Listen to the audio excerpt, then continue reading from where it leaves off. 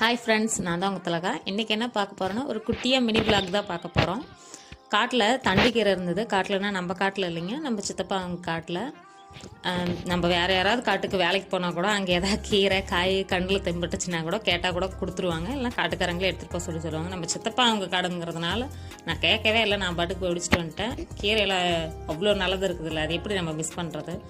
Mostly சொல்ல போகணுன்னா, மாசமாக இருக்கிறவங்களுக்கெல்லாம் கீரை அதிகமாக கொடுங்க. குழந்தைங்களுக்கு நல்லா கொடுங்க. சின்ன வயசுலேருந்தே குழந்தைங்களுக்கு கீரை கொடுத்து கொடுத்து பழக்கினா மட்டும்தான் அவங்க பெரியவங்களும் ஆயும் கூட கீரைனா நல்லா சாப்பிடுவாங்க.